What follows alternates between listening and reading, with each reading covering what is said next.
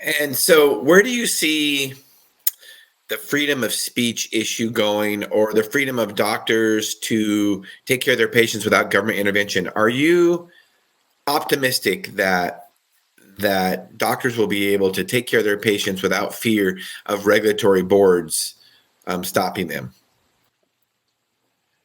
Yeah, and I got to tell you, it's because of some incredibly brave, smart, wise people like Dr. Barry Bowden, who was your guest on the show. Actually, I think several times now. What an incredible physician and human being. And I can't tell you how much respect I have for her and her colleagues and what they've done to stand up for what they did. That was they believed that they were doing what was in the best interest of their patient and what was right. And I just am proud to call the folks that have stood up colleagues. Sadly, the majority of my colleagues complied with what the industrial medical complex and the bureaucracy demanded of them.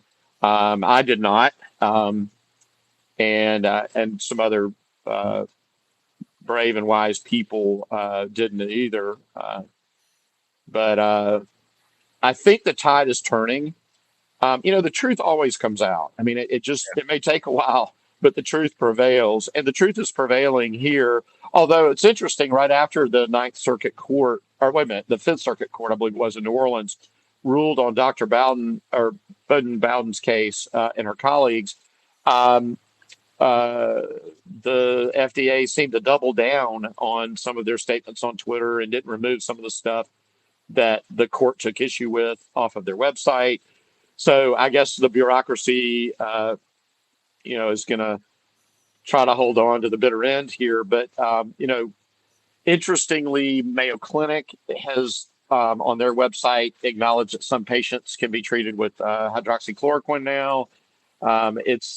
They're easing into what I guess is I saw posted. They're trying to be on the right side of history now. But those of us like yourself, we know what the truth is, and we know what they were doing when the chips were down and patients were dying, and they were chastising people like me, physicians like me, and others that were treating our patients. So, but overall, I guess I want to hold out optimism that the truth will ultimately prevail, and I'm not about to give up.